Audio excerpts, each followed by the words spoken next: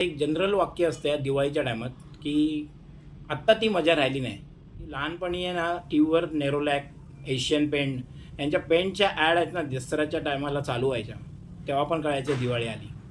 बार म्हणजे असं वाटायचं की हा त्यांचा राजा आहे फटाक्यांचा आणि तो आपल्या पिशवीत आहे ना म्हणजे आपण किंग. असं चिमणी बारच्या वर एक अशी करवंटी लावायची, मग ती अशी वर उडायची. मस्त होते ते दिवस. दिवाळी किंवा कुठलाही सण घ्या, तो यायच्या आधीचे जे 8-10 दिवस असतात ना, गणपती असू नाही काही असू, तोच खरा सण, तीच खरी दिवाळी.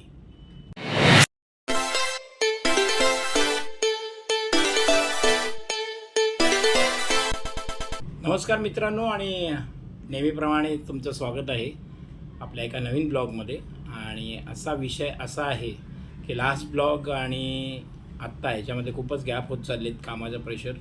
असं नाही की खूप जण माझे वाट बघतात ब्लॉगची, बट मला असं स्वतःला पण वाटतं की असं थोडंसं असं ॲक्टिव्ह राहायला पाहिजे. पण जॉबमुळे असा भले वर्क फ्रॉम होम असलं तरी अजून तेवढा वेळ मिळत नाही आहे, कारण आता दिवाळीचा सीझन पण चालू आहे. मुद्दा असाच होता, आली दिवाळी म्हणजेच दिवाळीचे वेध लागले ते दसऱ्याच्या नंतरच.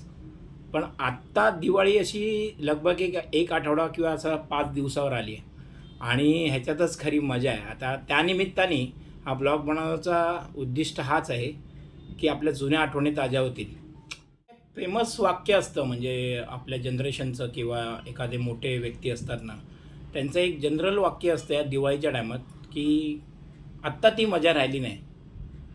आपल्या काळामध्ये तर जसं तारक मेहताचा भिडे, आमच्या काळामध्ये हमारे जमाने में, तसा हा प्रकार झाला आहे की मला असं वाटतं ह्याचं योग्य उत्तर असं आहे ना की आपण मोठे झालो आहे. नक्कीच लहानपणाची मजा नक्कीच नाही आहे, कारण आधुनिकीकरण झालं आहे, लोकांना आता मुलांना फटाके वाजवायला पण जागा मिळत नाही आहे. तर माझा मुद्दा असा होता की दिवाळीची मजा कदाचित तीच आहे, आपण मोठे झालो. म्हणजेच लहान मुलांना तीच मजा असेल, पण नक्कीच आपल्या एवढी म्हणजे आपल्या काळात जी होती ना तेवढी मजा तर नक्कीच नाही आहे. कारण त्याचं कारण मी आत्ताच बोललो, एवढे जागा पण राहिली नाही, महागाई पण वाढले. मी जेव्हा गावी राहायचो तर दिवाळी मला आता म्हणजे आठवतं आहे की अशी खूप थंडी असायची. म्हणजे अक्षरशः ना पहिली आंघोळ करताना थंडी वाजायची. गावी असायचो, गावाला पण एवढी आहे ना रत्नागिरीला आमच्या, तर तिथे पण थंडी असायची. पण आत्ता एवढा गरमीमध्ये आणि उठतातच लोक 9:30, 10, 11, तेव्हा आपण पहिली आंघोळ करतो. गेल्या वर्षीचा व्हिडिओ तुम्ही आता एंड स्क्रीनला बघालच, तेव्हा पण मी जवळजवळ 9:30ला उठलेलो. म्हणजे ॲक्च्युली बरोबर नाही गोष्ट. ॲक्च्युली आपणच आपल्या सणाचा व्हॅल्यू कमी करतो आहे. आपण पहिली आंघोळीला लवकर उठलं पाहिजे, भले नंतर आंघोळ बिंघोळ करून परत झोपा.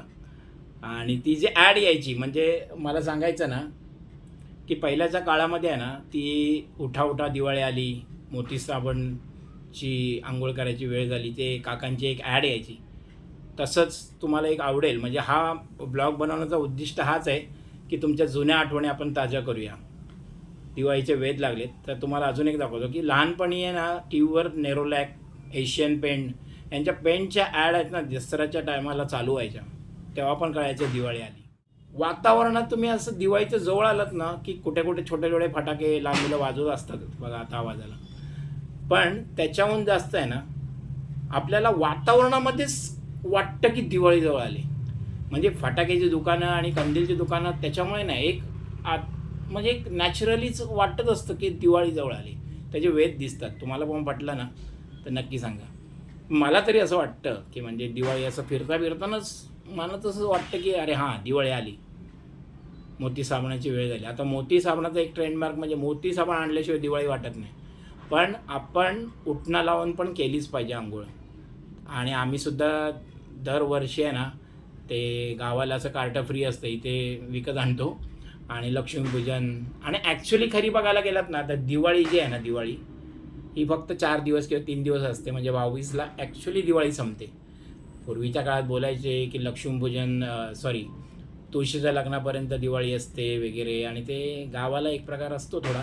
आम्ही लहानपणी आहे ना फटाके जपून ठेवायचो, म्हणजे लाटच्या तुळशीच्या लग्नाच्या वेळी एकतरी बार आपल्याकडे असला पाहिजे. तुम्हाला अजून एक आठवण मला सांगायची दिवाळीच्या निमित्ताने, जर कोण कोकणातले किंवा गावी राहत असतील ना तर पहिला ना एक असा बॉक्सचा असा बॉम्ब यायचा, त्याच्यावर सिंहाचे चित्र असायचं, बॉक्स बॉम्ब बोलायचे. म्हणजे बॉक्स बॉम्ब बोलायचे नाही त्याला, ॲक्च्युली मला तो किंग वाटायचा लहानपणी आहे ना. तो बार म्हणजे असं वाटायचं की हा त्यांचा राजा आहे फटाक्यांचा, आणि तो आपल्या पिशवीत आहे ना म्हणजे आपण किंग.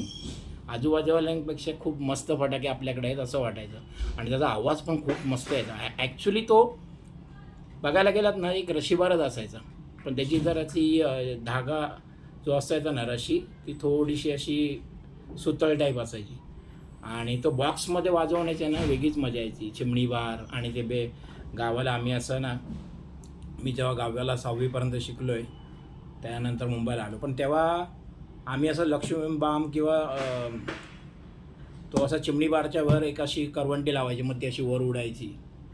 मस्त होते ते दिवस. गेले ते दिवस राहिल्याच्या आठवणी. नक्कीच आपण मोठं झालो आहे, पण दिवाळीची मजा ही सेमच आहे असं मला या उद्देशाने सांगायचे होते. आणि अजून एक मला महत्त्वाचं सांगायचं आहे की दिवाळी आली, तर ह्या 4 दिवसामध्ये आता माझे मित्र, आता एवढं आपण असं क्लोज असा मित्रांसाठी आता कधी कधी दिवाळीच्या निमित्ताने पण मित्र भेटत नाही, पण मित्रांची एक आठवण आली. तसा माझा मित्र संदेश म्हात्रे बघत असतील ब्लॉग. त्या दिवशी आम्ही आहे ना, पहिल्या दिवाळीच्या दिवशी असं ठरवलं की 4 दिवस आहे ना काही एक टेन्शन नाही घ्यायचं, फक्त दिवाळीची मजा मजा मजा. हे टेन्शन एक गोष्ट बोलायचीच नाही. आणि ते असं केल्याच्या नंतर दिवाळीची खरी मजा आली. आणि पहिल्याच्या काळात म्हणजे शॉपिंगला जायचो आम्ही, फटाके घ्यायला जायचो मस्जिदला, लाईटिंग लावणं. आणि दिवाळी आली ना की त्याचा परत एकदा, मी पहिला पण गेल्या वर्षीचा दादरचा ब्लॉग आता तुम्हाला एंडला, तेव्हा पण बघा की दिवाळी किंवा कुठलाही सण घ्या, तो यायच्या आधीचे जे 8-10 दिवस असतात ना, गणपती असो नाही काही असो, तोच खरा सण, तीच खरी दिवाळी. नंतर आहे ना दिवाळीचं आल्याच्यानंतर लगेच निघून जातो. लक्ष्मीपूजन तर मला खूप आवडतं, नरक चतुर्थी, लक्ष्मीपूजन, बलिप्रतिपदा गावच्या साईडला, पाडवा वगैरे, पण तो दिवस मला नॉर्मलच वाटतो. पण भाऊबीजच्या दिवशी तर बिझी शेड्यूल असतंच, पण भाऊबीजच्या दिवशी एंडला ऑलमोस्ट खूप जण फटाके खूप वाजवतात, आणि तेव्हाच खरी दिवाळी संपते. आता दादर बिदरला तुम्ही गेलात ना तर दिवाळीचा फील येतो. इवन माझ्या चॅनलवर तुम्ही गेलात तर लाईटिंगचे व्हिडिओ, यावर्षी मला काही जमलं नाही कुठे जायलाच असे ब्लॉग करायला, पण पुढल्या वर्षी आपण नक्की करू. तर सांगायची गोष्ट ना, छोटासा हा ब्लॉग बनवण्याचा उद्दिष्ट हाच होता की दिवाळी आली आहे आणि दिवाळीचा आनंद घेऊया, आणि दिवाळीच्या ज्या आपल्या जुन्या आठवणी आहेत त्या ब्लॉगनुसार, असं डास्टिंग असं काय लाईटिंग वेटिंग असं काय मी केलं नाही ब्लॉगमध्ये. तर या निमित्ताने दिवाळीच्या जरा आठवणी आपल्या ताज्या होतील, आणि तुम्हाला पण असा उत्साह येईल, अरे हां दिवाळी आली रे. चला तर मित्रांनो, दिवाळीमध्ये आपण पहिल्या आंघोळीच्या दिवसच्या दिवशी पण सुट्टी तर नाही आहे, पण आपण तेव्हा नक्की ब्लॉग बनवू. इकडचे लहान मुलं वगैरे त्यांची जी मस्ती असते, थोडं लहान बनून त्यांच्यावर ब्लॉग बनवून खूप मजा येते. गेल्या वर्षीचा व्हिडिओ आहेत आपले. तर असेच व्हिडिओ आणि आपले मनोगत सांगण्याचं साधनासाठी हे चॅनल आहे लाईफ अँड सोल्युशन. तर असे व्हिडिओ आम्ही मध्ये बनवत असतो, किंवा कुठे असं मुंबईमध्ये काय हॅपनिंग असेल, गणपती वगैरे, असं जसा टाईम मिळेल तसा एक्सप्लोरिंग करत असतो. तर नक्की जर चॅनलवर नवीन असाल आणि हा व्हिडिओ जर आवडला असेल तर नक्की चॅनलला सबस्क्राईब करा. चला तर मित्रांनो, दिवाळी आली रे.